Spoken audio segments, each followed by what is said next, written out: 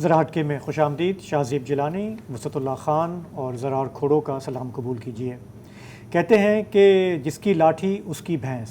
یہ چاہے آپ کے پنڈ کے حالات ہوں، صوبے کے، ملک کے یا عالمی سطح پر اگر آپ دیکھیں تو ہمیں ہر طرف یہی صورتحال نظر آتی ہے. ملک کے اندر ہم آئے دن دیکھتے ہیں کہ ہمارے ہاں عدالت ہو، سیاست ہو، صحافت ہو، اس میں کس طرح سے مداخلت ہوتی ہے، ظلم ہوتا ہے، جبر ہوتا ہے. وہ ہم روز آپ سے بات بھی کرتے ہیں، آپ کے یہاں وہ موضوعات لے کر آتے ہیں.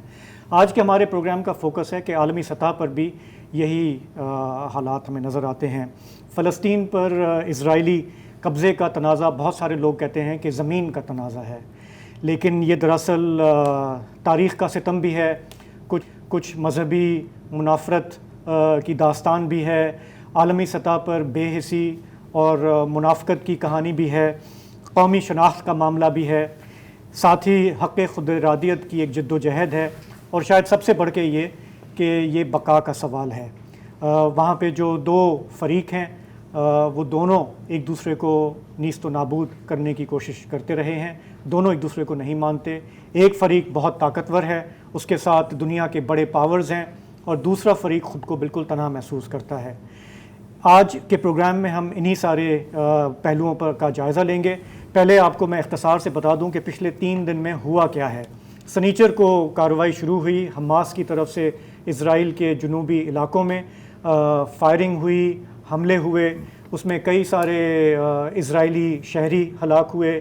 ان کے فوجیوں کو اغوا کیا گیا، وہاں سے ان کو غزہ لے جایا گیا جہاں پہ وہ مخفی ہیں. درجنوں کی تعداد میں اس میں اسرائیلی فوجی بھی ہیں اور عام شہری بھی ہیں. تب سے اسرائیل نے جو جوابی کارروائی کی ہے، غزہ کے اندر پوری کی پوری عمارتیں گرا دی گئی ہیں، زمین بوس کر دی گئی ہیں. وہاں پر کم از کم 600 اموات کی خبر آئی ہے. اسرائیل میں 700 لوگوں کے مارے جانے کی اطلاع ہے. دونوں طرف جنازے ہو رہے ہیں، ایک سوگ کا ماحول ہے. اسرائیل کے وزیر اعظم نے متنبع کیا ہے کہ اب میں آپ کو بتاؤں گا کہ طاقت کا استعمال کیا ہوتا ہے. اس وقت اسرائیلی قیادت جو ہے وہ اس وقت خون کی پیاسی ہے. اسے بدلہ چاہیے، اسے انتقام چاہیے.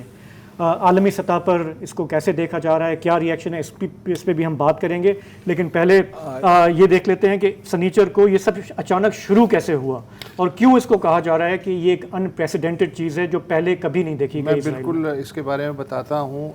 تھوڑے سے فل ان دا بلینکس کر دوں. جو ابھی تک اطلاعات آ رہی ہیں کہ اسرائیل نے جو ہے مغربی کنارہ اور غزہ کی مکمل ناکہ بندی کر دی، یعنی ایک طرح سے سیل کر دیا ہے. اقوام متحدہ کا اندازہ ہے کہ اب تک 1,23,000 فلسطینی غزہ میں بے گھر ہو چکے ہیں. غزہ میں فلسطینی 2.3 ملین، 23 لاکھ کے قریب ہیں ان میں سے اتنے. جبکہ 73,000 جو ہے اقوام متحدہ کے زیر اہتمام جو اسکول چلتے ہیں ان میں انہوں نے پناہ لی ہوئی ہے. جو 700 کے لگ بھگ جو اسرائیلی ہلاک ہوئے ہیں، اس کے علاوہ 10 برطانوی شہری، تھائی لینڈ کے 11 شہری، 9 امریکی شہری جو ہیں وہ بھی ہلاک ہوئے ہیں.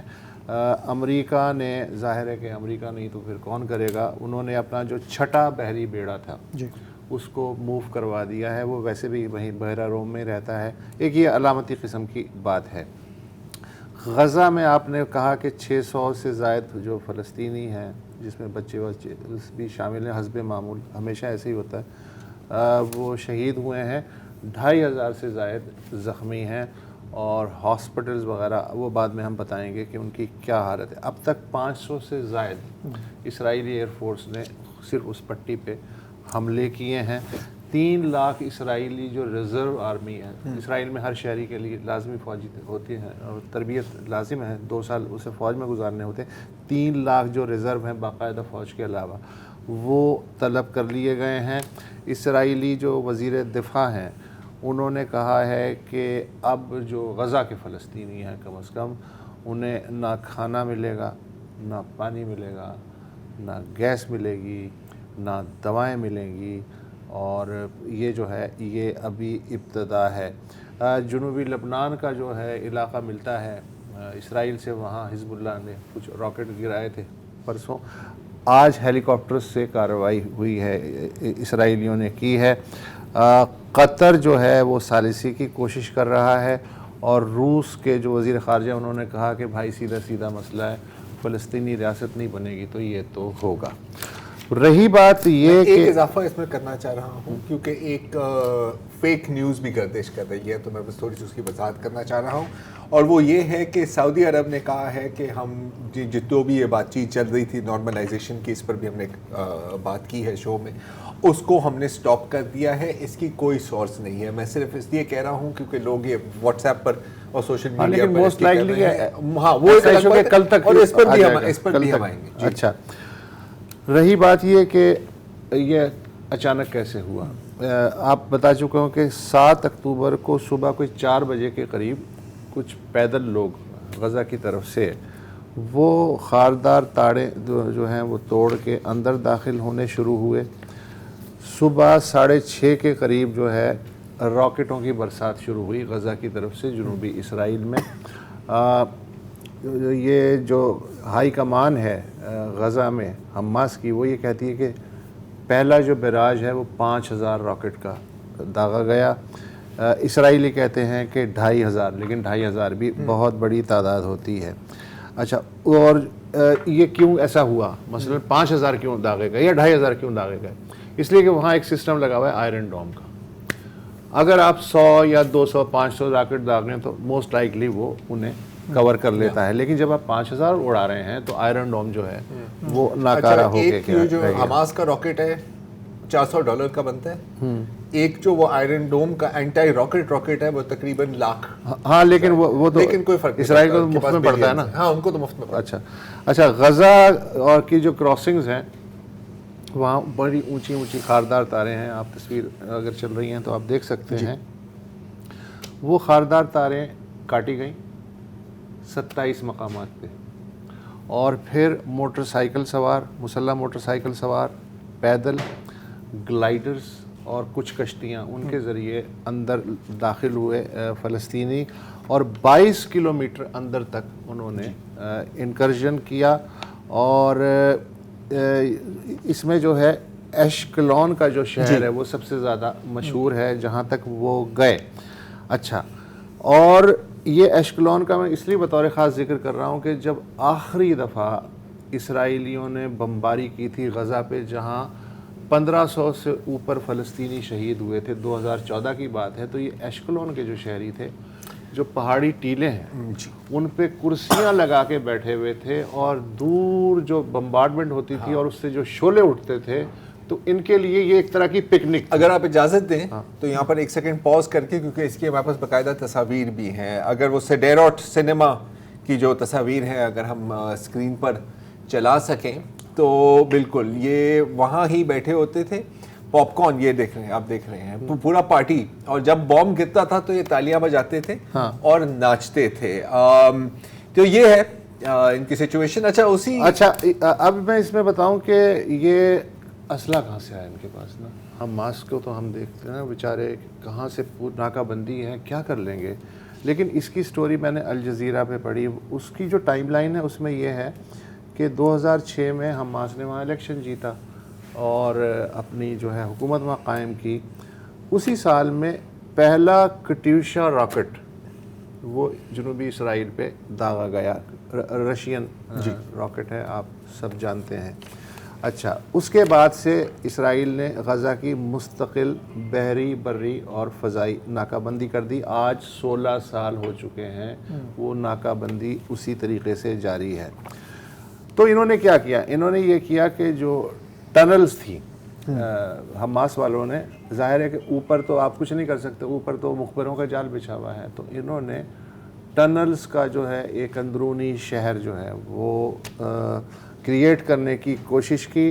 اور 2014 میں جو اسرائیل نے زمینی حملہ کیا تو اس کو انہی ٹنلز کے ذریعے جو ہے, وار آف ٹنلز کہتے ہیں, ناکام بنایا گیا. اچانک سے وہ نمودار ہوتے, فائرنگ کرتے اور پھر غائب ہو جاتے. اچھا, ایگزیکٹلی میرا خیال ہے تصور بھی وہاں سے لیا گیا ہوگا. اچھا, پھر اسرائیل جو حماس نے کہا راکٹ جو ہیں, شروع میں تو انہیں اسمگلڈ راکٹ مل جاتے تھے, لیکن کتنے اسمگلڈ راکٹ ملتے جی. تو اب انہوں نے آہستہ آہستہ اپنی جو کیپیبلٹی بڑھائی, تو اب اتنی کیپیبلٹی ہو گئی ہے کہ وہ 60 کلومیٹر دور ہے تل ابیب اور حیفا, وہاں تک وہ مار کر سکتے ہیں. اور کبھی کبھی ان کی ٹیکنیک یہ ہوتی ہے کہ وہ 1-2 راکٹ جو ہے وہ وہاں تک ان کے سبب تک چھوڑ بھی دیتے ہیں. اس سے ہوتا یہ ہے کہ اسرائیل کی جو روزمرہ زندگی ہے وہ درہم برہم ہو جاتی ہے. جیٹ گلائڈرز پہلی بار استعمال ہوئے ہیں, اور کشتیاں تو ہیں لیکن کشتیاں اس مقصد کے لیے پہلی بار انہوں نے کچھ کشتیوں کو گن بوٹ میں کنورٹ کرنے کی کوشش کی, لیکن کتنی ہوں گی, چھوٹی موٹی تو کشتیاں ہیں. اچھا, جو راکٹ کی 7 قسمیں ہیں. قاسم راکٹ جو ہے وہ 10 کلومیٹر تک مار کرتا ہے, اور یہ سب سے زیادہ اس لیے استعمال ہوتا ہے کہ ساتھ ساتھ جو یہودی آباد کار بستیاں ہیں ان تک ٹھیک فائر ہو سکے. پھر ان کے پاس ہے M302, اس کی 200 کلومیٹر تک مار بتائی جا سکتی ہے, لیکن ابھی تک ہم نے سنا نہیں ہے کہ اسے استعمال کیا گیا ہو. کہاں سے سپلائی آتی ہے؟ شبہ یہ ہے کہ ایران اور قطر کیش دیتا ہے, اسلحہ نہیں دیتا. وہ جو کیش ہے وہ پھر استعمال ہوتا ہے. بیرون ملک جو ڈائسپورا ہے فلسطینیوں کا, آبویسلی وہ بھی اس میں کنٹریبیوٹ کرتا ہے. پھر اسرائیل یہ غزہ کی ایک جو رفح کراسنگ چیک پوسٹ ہے وہ کھلتی ہے مصر کی طرف, سینائی پیننسولا کی طرف. اچھا, سینائی جو ہے گڑھ ہے کہ جو جنرل سیسی کے جو ہیں فنڈامنٹلسٹ گروہ ان کا گڑھ ہے, جن کا کہ ظاہر ایک نظریاتی تعلق بنتا ہے حماس کے ساتھ. اس کے علاوہ سمگلنگ بہت ٹھیک ٹھاک ہوتی ہے. اب تک جو غزہ والے زندہ ہیں وہ جو ٹنلز کے ذریعے سمگلنگ ہوتی ہے, کبھی کبھی وہ ٹنلز جو ہیں وہ ایسی جعلی قسم کا جو پولیس مقابلہ ہے اس میں ظاہر بھی ہو جاتی ہیں, لیکن ان کا دار و مدار ان کی زندگی کا وہاں سے جو سمگلڈ سامان ہوتا ہے وہاں سے ہوتا ہے. تو اس طرح جو ہے انہوں نے جگاڑ وگاڑ کر کے جو ہے یہ سارا سسٹم بنایا ہے. اور یہ میں آپ کو بتا چکا ہوں کہ یہ ایک ساتھ 27 مقامات سے گزرے. مجھے یاد آ رہا ہے 6 اکتوبر 1973. اچھا, اور یہ جو حملہ ہوا ہے 7 اکتوبر کو, یہ ایگزیکٹلی جنگ رمضان جو تھی یا یوم کپور وار ہے اس کے 50 سال پورے ہونے پہ کیا ہے, جو کہ ایک بہت بڑی علامت ہے. اس وقت بھی یہی تھا کہ سرپرائز ایلیمنٹ جو تھا وہ انور سادات اور حافظ الاسد نے مل کے جو سسٹم بنایا. ایون امریکن CIA کو بھی شاید بھنک نہیں پڑ سکی تھی انہوں نے جب نہر سوئس کراس کی ہے. البتہ کنگ حسین کو انہوں نے الگ رکھا تھا, اس لیے کہ کنگ حسین نے کوئی 10-11 دن پہلے جو پرائم منسٹر گولڈا مائر تھی اسرائیل کی, ان کو ٹپ دے دیا تھا کہ بھائی صاحب کچھ ہونے والا ہے. یہاں بھی سنا ہے, یہاں پر بھی سنا ہے, اس پہ بھی بات کرتے ہیں. لیکن دیکھیں ایک بہت بڑا فرق ہے 1973 اور آج میں, اور وہ یہ ہے کہ وہ تو چلے آپ مصر کی بات کر رہے ہیں, آپ شام کی بات کر رہے ہیں نا, وہ تو مختلف ممالک ہیں. یہاں یہ وہ لوگ ہیں جو آپ کے پنجرے میں بند ہیں. جی بالکل. اور یہ ہے اسرائیلی آرمی اور اسرائیلی ٹیکنالوجی جو دنیا بھر میں مانی جاتی ہے کہ world's best surveillance technology, billions of dollars کا بجٹ. تو یہ کیسے ہوا, اس کے بارے میں بھی بڑے سوال اٹھائے جا رہے ہیں. تو ایک وقفہ لیتے ہیں اور اس پہ اس بات کرتے ہیں.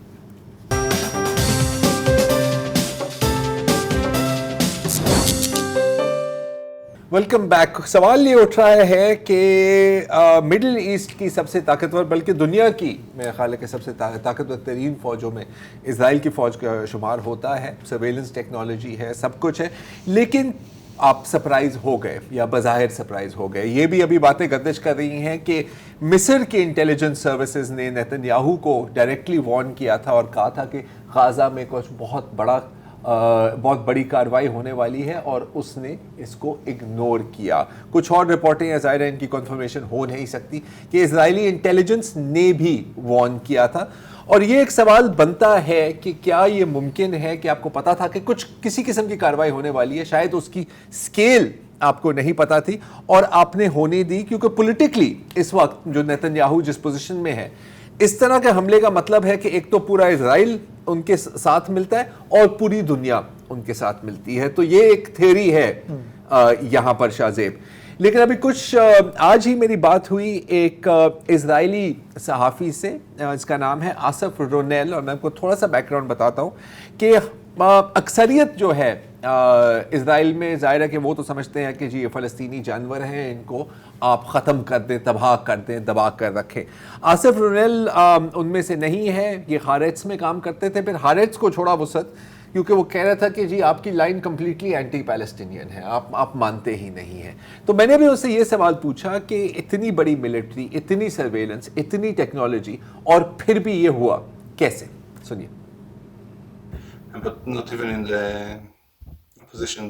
اسرائیل کو خود پر ضرور سے زیادہ ہی اعتماد تھا. ان کا خیال تھا کہ حماس اس حد تک نہیں جا سکتی, لیکن حماس نے اسرائیل کی اندرونی کمزوریوں کا فائدہ اٹھایا ہے. اسرائیلی حکومت کا سارا دھیان غرب اردن میں یہودی آباد کاروں کی سیکیورٹی پر تھا. صرف یہی نہیں, اسرائیل کی اندرونی گورننس بھی گر رہی ہے. اسکول, اسپتال اور سیکیورٹی خراب ہو چکی ہے. اچھا, یہ جو ابھی انہوں نے اسرائیلی آباد کاروں کی بات کی, جوش سیٹلرز کی بات کی, تو وہ تو کئی سالوں سے وہ پرووکیشنز کر رہے ہیں, حملے کرتے ہیں فلسطینیوں پہ. پچھلے کئی ہفتوں میں, کیونکہ یہ جو ابھی اسرائیلی حکومت ہے, اس سے زیادہ رائٹ ونگ اسرائیلی حکومت آپ کو نہیں ملی, اور یہ کچھ ایسا ہے جیسے کہنا کہ یار اس سے زیادہ بڑا قاتل آپ کو نہیں ملے گا, مطلب قاتلوں کے اندر, رائٹ. تو وہ پوری سپورٹ دے رہے ہیں اسرائیلی سیٹلرز کو. ابھی حال میں ہوارا کے شہر میں, فلسطینی شہر میں 100 سیٹلرز گئے, پوری فوج اور پولیس کی پروٹیکشن, اور وہاں فلسطینیوں پر حملے شروع کیے. جب فلسطینیوں نے جواب میں پتھر مارے تو پھر انہوں نے وہاں پر فائرنگ شروع کی, اور کئی فلسطینی وہاں پر شہید بھی ہوئے. یہ وہی آباد کار ہیں جو پھر فلسطینی جو فارمز ہوتے ہیں, وہاں پر جو زیتون کے درخت ہوتے ہیں, کوئی صدیوں پرانے ہوتے ہیں, پھر وہاں پر بلڈوزر بھی چلتے ہیں, ان کی پانی کی پائپس کے اندر سیمنٹ ڈالا جاتا ہے. پورا اسٹیٹ سٹرکچر آباد کاروں کے حق میں ہے اور فلسطینیوں کے خلاف ہے. 2018 میں مجھے یاد ہے کہ ایک فلسطینی گھر پر فائر بومبنگ ہوئی تھی, ٹھیک ہے, اور وہاں ایک 18 ماہ کا بچہ جل کے مر گیا. اور جب اس کی ہیئرنگ ہوئی کورٹ میں, اسرائیلی کورٹ میں, تو یہی سیٹلرز کورٹ کے باہر کھڑے ہوئے تھے, اور جب علی سعد دوابشے نام تھا, 3 سال کا بچہ, جب وہ باہر اس کے گرینڈ پیرنٹس, اس کے دادا اور دادی جان جو اس کا خیال رکھتے تھے, کیونکہ اس کے والدین بھی مارے گئے تھے, جب وہ باہر نکلے تو وہ چلانے لگ گئے کہ علی کہاں ہے, علی تو مر گیا ہے, یہ دیکھو ہم علی کو گرل کے اوپر بھون رہے ہیں, ایک بچے کو, جس کو. تو میں صرف آئیڈیا دینا چاہ رہا ہوں, کیونکہ اکثر یہ ویسٹرن میڈیا میں پرٹیکولرلی یہ سوال پوچھا جاتا ہے کہ یہ کیسے آپ کر سکتے ہیں, ایسی آپ کیسے حرکتیں کر سکتے ہیں. تو پوائنٹ ہے کہ یہ تاریخ پچھلے 2 دنوں سے شروع نہیں ہوئی. اگر میں آپ کو صرف ایک چھوٹی سی تصویر دکھانا چاہ رہا ہوں, یہ صرف ہیں وہ بچے جو مارچ 2021 میں صرف 1 مہینے میں قتل کیے گئے تھے. اگر وہ پکچر ہے ہمارے پاس تو اسکرین پر چلا سکتے ہیں ہم. اب تک اگر آپ دیکھیں 2000 سے اگر آپ لیں تو 2300 فلسطینی بچے اس طرح مارے گئے ہیں. کچھ تو اپنے والدین کے بازو میں تھے جب ان کو گولی ماری گئی. اگین پوائنٹ یہی بنتا ہے کہ آپ ایک لوہے کے پنجرے میں لوگوں کو بند کریں, آپ کچل دیں انہیں, آپ ان پہ بومبنگ کریں, اور پھر جب ریاکشن آئے یا ریٹیلیشن آئے, وہ اس کی جو بھی شکل ہو, تو پھر یہ سوال نہیں بنتا کہ یہ کیسے ہو گیا. اچھا, کیونکہ آپ کو اچھی طرح سے پتا ہے کہ کیسے. وہ جو کہتے ہیں نا مچھلی سر سے سڑتی ہے, جی, زہر ہمیشہ اوپر سے پھیلتا ہے. مثلا گولڈا مائر, ان پرائم منسٹر سے سوال کیا گیا کہ اور فلسطینی, جب اس نے اسرائیل نے 67 میں قبضہ کر لیا, کہنے لگی کون. اچھا, گولڈا مائر خود بھی ایک فلسطینی کے گھر میں ہی رہتی تھی. ہاں, اور پولش ریفیوجی, پولش ریفیوجی. کون؟ تو اس نے کہا میں فلسطینیوں کی بات کر رہا ہوں. کہنے لگی یہ کہاں ہوتے ہیں. یہ پرائم منسٹر کا اپنا لیول تھا. اچھا, مجھے یاد آ رہی ہے ایک نیتن یاہو کی پچھلی حکومت کی کابینہ میں ایک خاتون تھی, کوئی 40 سال کی, اچھی خوش شکل سی, گلاد شاکیت. ان کا یہ سٹیٹمنٹ تھا جب غزہ پہ بمبارڈمنٹ ہو رہی تھی کہ یہ جو فلسطینی مائیں ہیں, ہمیں اس لیے انہیں مارنا چاہیے کہ یہ جو لڑکے ہیں, بچے ہیں, یہ سپولیے ہیں.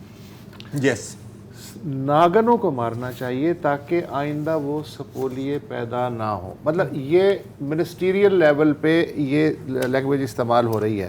آپ نے جو ہے یہ ابھی جو اسرائیلی صحافی تھے اوصاف ان کے کا چلایا کہ عوفر کثیف کنیسٹ کا ممبر ہے، پارلیمنٹ کا اس وقت موجودہ ممبر ہے، اور اس کا تعلق ہے ہداش سے جو لیفٹ کی پارٹی ہے، اور ہداش کی 4 سیٹیں ہیں وہاں۔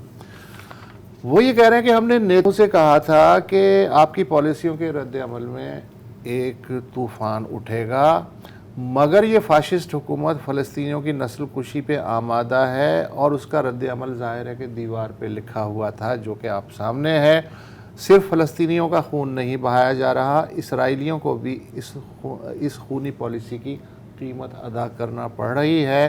لیکن نیتن یاہو کو نہ اسرائیلیوں کی پرواہ ہے نہ فلسطینیوں کی، اس کا ایک ہی مقصد ہے کہ کرپشن کے الزام میں کسی طرح وہ جیل نہ چلا جائے۔ یہی بات آپ نے جو بات کی نا کہ ماؤں کو مارو تاکہ سانپنا پیدا ہو، تو 2008 میں جب غزہ میں آپریشن ہوا تھا تو اسرائیلی فوجیوں نے باقاعدہ ایک ٹی شرٹ چھپائی تھی، اگر وہ ٹی شرٹ 1 shot 2 kills والی اگر ہے ہمارے پاس تو اب اسکرین پہ چلا دیں، جس میں ایک حاملہ خاتون جنہوں نے عبایا پہنا ہوا تھا اس کی تصویر تھی، اور اس کے پیٹ کے اوپر ایک ٹارگٹ تھا، یہ دیکھ رہے ہیں آپ یہ اسکرین کے اوپر، اور دوسری پکچر میں آپ دیکھ رہے ہیں ایک چھوٹا سا بچہ ہے اور اس کے اوپر ٹارگٹ بنا ہوا ہے۔ اور یہ کوئی آئیڈل بوسٹ نہیں ہے کیونکہ ان کا مین کام ہی ہوتا ہے نا بچے مارنا۔ شاید بچے مار مار کر ان کو اتنی عادت پڑ گئی ہے کہ یہ ایکچوئل فائٹر سے اب لڑنے کے قابل نہیں رہے، یہ بھی ایک پاسبلٹی۔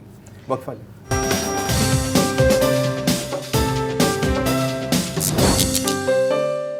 Welcome back. اچھا، اب اسرائیل کی جو پالیسی جب سے اسرائیل قائم ہوا ہے وہ بڑی سیدھی سادھی رہی ہے کہ فلسطینیوں کو ایک کونے میں دھکیلا جائے اور یہ دعا کی جائے کہ کسی طرح یہ غائب ہو جائے۔ اب ظاہر ہے کہ وہ غائب ہو نہیں سکتے، تو پھر ان کو کچھ جیلوں میں، ایک طرح کے جیلوں میں بند کیا گیا، آمد و رفت پوری اسرائیل کے کنٹرول میں۔ اس پر ہم نے بہت دفعہ بات کی ہے، آج بھی بات کی ہے، اس میں مزید بات کرنے کی ضرورت نہیں ہے۔ اور شاید سوچ یہ تھی کہ اگر ہم ان کو مار نہیں سکتے تو ہم ان کو کچل دیں، توڑ دیں، تاکہ یہ کوئی ریزسٹ نہ کر سکیں اور یہ ہمارے غلام بن کے رہیں۔ لیکن کیا یہ اسٹریٹجی کامیاب ہوئی ہے؟ بظاہر ایسا نہیں ہے۔ تو آصف رونیل، جس کے ابھی ہم نے کلپ چلایا تھا، اسرائیلی صحافی، اس سے بھی میں نے یہی پوچھا کہ یہ جو پالیسی رہی ہے آپ کے ملک کی، یہ ابھی تک کامیاب ہوئی نہیں، تو اسرائیل بالآخر کیا ان کو یہ سمجھ آ رہی ہے کہ ان کی پالیسی کس طرح بیک فائر ہوئی ہے، یا ابھی بھی وہ اسی لائن پر چلیں گے؟ سنیے۔ How come Israel did not see it coming? اسرائیل کا خیال تھا کہ اگر ہم فلسطینیوں کو اس طرح دبا کر رکھیں تو ہمیں کچھ نہیں ہوگا اور تکلیف صرف فلسطینیوں کو ہی ہوگی۔ ہم جتنا تشدد کرنا چاہیں کر سکتے ہیں، اس سے ہماری سیکیورٹی پر آنچ نہیں آئے گی۔ مجھے تو یہ واضح ہے کہ اس حکمت عملی سے یہاں کوئی محفوظ نہیں اور نہ امن قائم کیا جا سکتا ہے، لیکن اسرائیل کی اکثریت کی یہ سوچ نہیں۔ وہ سمجھتے ہیں کہ فلسطینیوں کو سبق سکھانا چاہیے اور انہیں کچل دینا چاہیے۔ وہ یہ نہیں دیکھتے کہ یہ جو کچھ ہو رہا ہے یہ اسی ناکام حکمت عملی کا نتیجہ ہے۔ ہو سکتا ہے کہ مستقبل میں کبھی اسرائیلیوں کو اس کا احساس ہو، لیکن فی الحال تو یہاں انتقام کی آگ بھڑک رہی ہے۔ کس حد تک بھڑک رہی ہے؟ اگر آپ اسرائیلی ڈیفنس منسٹر کا بیان سنیں تو آپ کو سمجھ آ جائے گی، اور تھوڑا سا الفاظ پر دھیان دیں۔ سنیے۔ אנחנו מטילים מצור מוחלט על העיר עזה. אין חשמל, אין מזון, אין מים, אין דלק. הכל סגור. אנחנו נלחמים בחיות אדם ואנחנו נוהגים בהתאם. یہ انسان نہیں ہے، یہ جانور ہیں۔ سنی باتیں لگتی ہیں نا، ہم پانی بند کر دیں گے، بجلی بند کر دیں گے، بھوک سے ماریں گے۔ یہ 100% وہی زبان ہے جو دوسری جنگ عظیم نے نازی جرمنی نے یہودیوں کے خلاف استعمال کی تھی۔ اور اس سے مجھے یاد آیا، انفیکٹ اگر غزہ اور ویسٹ بینک کو اگر آپ تاریخی پس منظر میں دیکھنا چاہیں کہ اس کا کوئی پیرالل آتا ہے تو ایک ہی بنتا ہے میرے ذہن میں، اور وہ ہے وارسا گیٹو۔ پولینڈ کے دارالحکومت میں بہت بڑی یہودی آبادی تھی، اور جب نازی حکومت نے چاہا کہ ان کو ختم کیا جائے تو ان کو ایک جگہ میں ڈھکیل دیا، اور بلکہ اس پورے خطے کے ارد گرد دیواریں کھڑی کر دی، اور پھر ان کا پانی بند کیا، ان کی بجلی بند کی، خوراک بند کی۔ تو بالآخر لوگ اٹھے اور وہاں پر پھر ریزسٹنس ہوئی، اور جب ریزسٹنس ہوئی تو پھر انہوں نے وہی کیا نازیز نے یہودیوں کے ساتھ جو اب اسرائیل کے یہودی فلسطینیوں کے ساتھ کر رہے ہیں. اس طرح ہٹلر ان کے مرشد ہوئے نا. تو بیسکلی اچھا انٹرسٹنگلی بات یہ ہے کہ یورپین یونین کا ابھی میں ایک بیان سن رہا تھا, تو ظاہر ہے کہ سب اسٹینڈ ود اسرائیل پر لگے ہوئے. یوکرین کے جو ہے زیلنسکی صاحب وہ بھی اسٹینڈ ود اسرائیل کر رہے ہیں کہ جی یہ دیکھیں حماس بالکل روس کی طرح ہے, حالانکہ بیٹا الٹا ہے, ہاں ایسا نہیں ہے, لیکن بہرحال آپ کی اپنی مجبوریاں ہیں. تو سوری میں بھول گیا تھا میں کیا کہہ رہا ہوں. اچھا ہاں یورپین یونین نے جو جتنی بھی ایڈ تھی پیمنٹس ٹو پیلسٹینینز وہ بند کر دی ہیں, ٹھیک ہے, مطلب کہ ہر فلسطینی حماس ہے. لیکن اگر آپ اس آرگیومنٹ کو ریورس کریں تو کیا ہر اسرائیلی شہری ٹیکنیکلی تو فوج کا ممبر ہے؟ تو اگر آپ اس لاجک کو وہاں اپلائی کریں تو اس کا کیا مطلب ہے کہ ہر اسرائیلی شہری بھی ایک لیجیٹمیٹ ٹارگیٹ ہے, لیکن ظاہر ہے کہ وہاں تک ان کی لاجک نہیں جاتی. وہ بی بی سی میں بڑا انٹرسٹنگ وہ ایک انٹرویو آ رہا تھا, جو اینکر بار بار زور دے رہا تھا. ہاں یہ بات ہوئی نا, کیونکہ ہمیشہ آپ کو تو پتہ ہے کہ جب بھی یہ آتے ہیں فلسطینی آن اینی امریکن یا ویسٹرن نیوز چینل, تو سب سے پہلے یہ ہوتا ہے کہ کیا آپ مذمت کریں گے, تو ایک بی بی سی والے اینکر نے کوئی 4 دفعہ یہ سوال پوچھا, اور یہ سوال پوچھا حسام زوملوٹ سے جو فلسطینی مشن ٹو دی UK کے ایمبیسڈر ہیں, ان کے ہیڈ ہیں. تو ذرا جواب سنیے. You just condemned Israel for killing civilians and you won't condemn Hamas for killing civilians. How many times you have interviewed Israeli officials, Louise? Hundreds of times. How many times Israel have committed war crimes right live on your own cameras? Do you start by asking them to condemn themselves? Have you? You don't. No, I'll answer that question. You don't. You know why I refuse to answer this question? Because I refuse the premise of it. Because at the very heart of it is misrepresentation of the whole thing.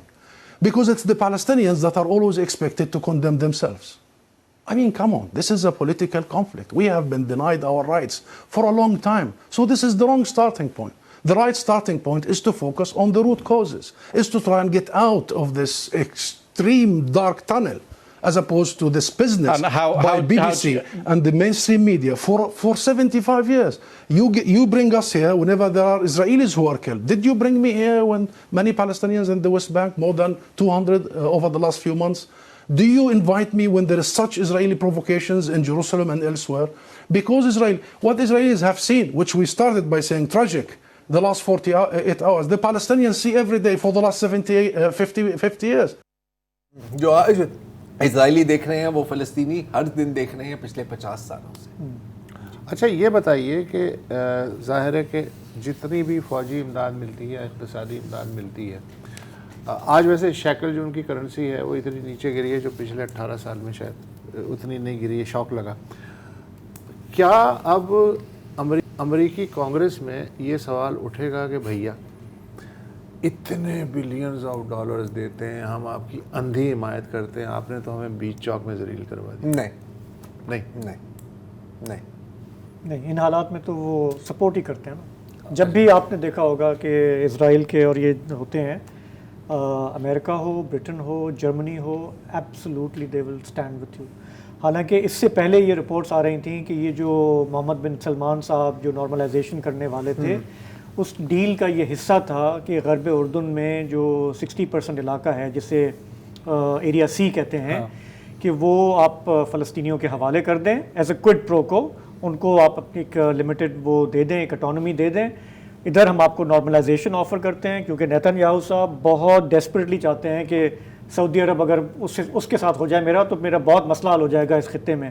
اور وہ باتیں چل رہی تھیں, لیکن یہ جو کچھ ہو گیا ہے اس سے تو اس پہ پورا پانی پھر گیا ہے. ایک میں پڑھ بھی رہا تھا ایک جملہ کہ یہ سعودی عرب, اسرائیل اور امریکہ جو ہیں وہ ایک کمرے میں نیگوشیٹ کر رہے تھے, حماس نے اس کمرے میں دستی بم پھینک دیا ہے بیسیکلی, یہ جو کارروائی کی ہے.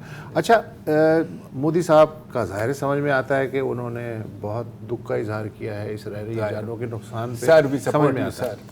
یو اے ای نے بھی مذمت کی ہے حماس کی کہ انہوں نے جو ہے یہ شہریوں پہ کم از کم انہیں حملہ یرغمال نہیں بنانا چاہیے تھا. اب مسئلہ یہ ہے کہ جو بھی فلسطینی ہے, ہر 5 میں سے 1 فلسطینی اسرائیلی قید کا مزہ چکھ چکا ہے یا جیل میں ہے یا کبھی رہا ہوگا.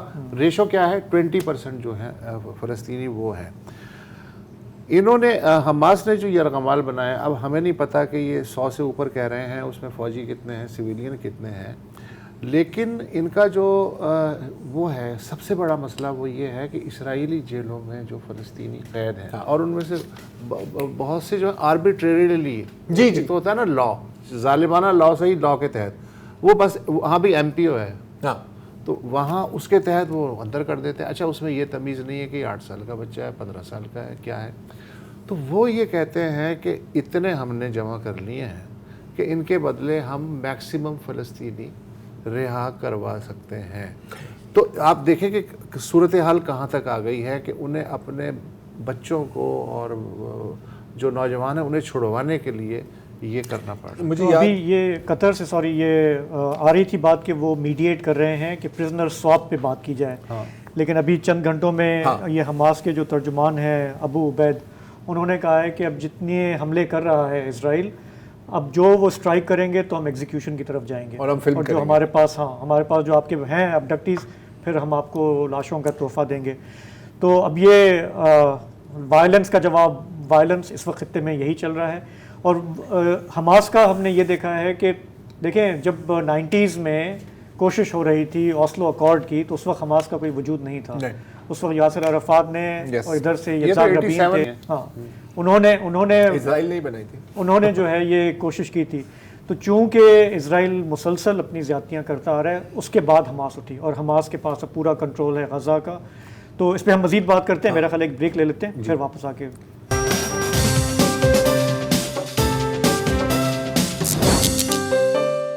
پروگرام میں واپس خوش آمدید. ہم بریک پہ جانے سے پہلے بات کر رہے تھے کہ یہ جو فلسطین اسرائیل کا مسئلہ ہے اس کا حل کیا ہے, اور ہم بات کر رہے تھے کہ آپ کو یاد ہوگا کہ 90 کی دہائی میں اوسلو اکارڈ سائن ہوا تھا واشنگٹن میں.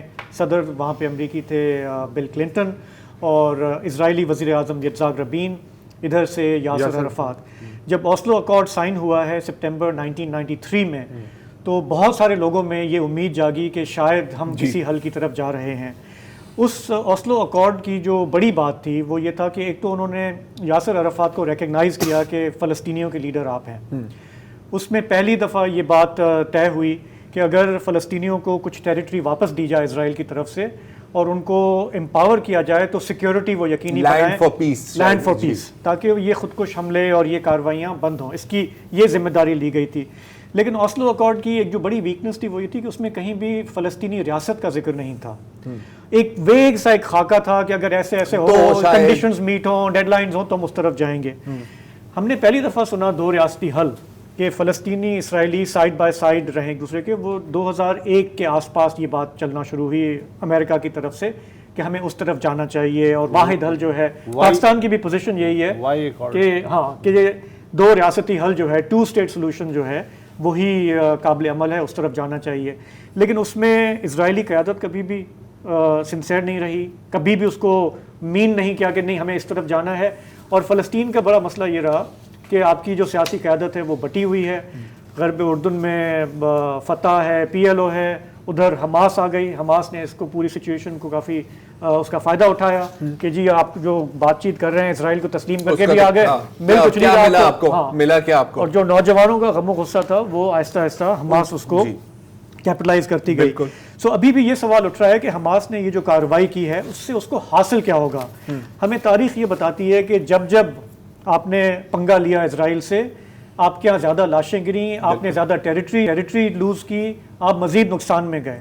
سو اس دفعہ آپ کو کیا حاصل ہوگا. اور یہ سوال CNN کے فرید زکریا ہیں, انہوں نے کیا مصطفیٰ برغوثی سے جو کہ نیگوشیٹر رہے ہیں, ویسٹ بینک میں ہیں, وہ فتح کا حصہ نہیں ہیں, ان کی ایک اپنی الگ پارٹی ہے. لیکن ذرا سنیے کہ ان کا جواب کیا تھا. Unfortunately, Farid, what you have described is exactly what we already have. Today, the whole West Bank is paralyzed by 560 military Israeli checkpoints. And these checkpoints were there during the last 30 years. We are suffering from a wall that is built on our land. The whole West Bank has been divided in 224 small ghettos, separated from each other. And the settlers are everywhere attacking Palestinians. You speak about right-wing government in Israel. Already Israel is a right-wing government. Israel is already having fascists in its government. Smotrich described himself as a fascist homophobe.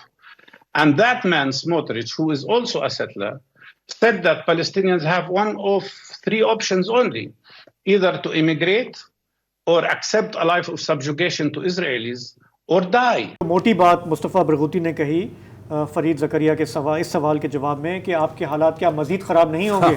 تو انہوں نے کہا بھائی 30 سال سے تو حالات خراب ہی ہیں نا، اتنی ساری چیک پوسٹیں ہیں، ہم اپنے علاقے میں ہم نکل نہیں سکتے، ہماری ناکہ بندی ہوئی ہے، ہماری امداد نہیں ہے، ہمارے پاس جینے کے لیے سانس نہیں ہے، اور مزید کیا ہوں گے؟ ہمارے بچے ہماری آنکھوں کے سامنے قتل ہوتے ہیں۔ برغوثی بالکل اتنا غلط بھی نہیں کہہ رہے ہیں، صرف اگر میں غزہ کی دوں، یہ تو ویسٹ بینک کی بات کر رہے تھے کہ کتنی چیک پوسٹیں ہیں اور کتنے گیٹوز ہیں۔ غزہ میں 2.3 یعنی 23 لاکھ جو لوگ رہ رہے ہیں، یہ 1948 میں جو نقبہ میں ان کے دادا پردادا نانا نانی نکلے تھے اپنے اصل گھروں سے جس پہ اسرائیل بنا، یہ ان کی اولادیں ہیں، یہ کہیں باہر سے نہیں آئے ہیں۔ 16 سال سے یہ 23 لاکھ لوگ مکمل محاصرے میں ہیں۔ اچھا 2006 میں وہاں حماس نے اسی لیے الیکشن جیتا کہ انہوں نے کہا کہ یہ پی ایل او والے کیا کر رہے ہیں، انہوں نے جو ہے بیچ دیا، اسرائیل کو تسلیم بھی کر لیا، اس کے باوجود اسرائیل کوئی رعایت نہیں دے رہا، تو اس کے ری ایکشن میں حماس ظاہر ہے وہ ابھری اور الیکشن جیت گئی۔ اچھا آج صورتحال یہ کہ جو غزہ والے ہیں وہ مغربی کنارے پہ ورک پرمٹ کے بغیر، جسے آپ ویزا ہی سمجھ لیں، اس کے بغیر نہیں جا سکتے۔ وہ ورک پرمٹ کون ایشو کرتا ہے؟ اسرائیلی اتھارٹیز کرتی ہیں، بھلے انہیں ایمرجنسی میں ہاسپٹل ہی جانا ہو۔ اب فلسطینی تل ابیب کے ہاسپٹل میں تو نہیں جائے گا نا، وہ تصور بھی نہیں کر سکتا، تو وہ جائے گا ادھر رام اللہ کی طرف یا ہیبرون کی طرف، وہاں بھی وہ پرمٹ کے بغیر نہیں جا سکتا۔ غزہ کی آدھی آبادی بے روزگار ہے اور نوجوانوں میں بے روزگاری کا تناسب ہے 60%، تو ان سے آپ توقع کر رہے ہیں کہ وہ بہت خوش رہے ہیں۔ اچھا 2007 سے 10 کے 3 سال ایسے بھی گزرے ہیں کہ اسرائیل غزہ کو جو خوراک دیتا تھا اس نے پر پرسن کیلوریز کیلکولیٹ کی ہوئی تھی کہ انٹرنیشنل جو ڈیفینیشن ہے کہ ایک آدمی کتنی کیلوریز پہ روزانہ زندہ رہتا ہے، وہ کیلوریز ناپ کے وہ جو ہے وہ خوراک بھیجا کرتے تھے 3 سال بعد۔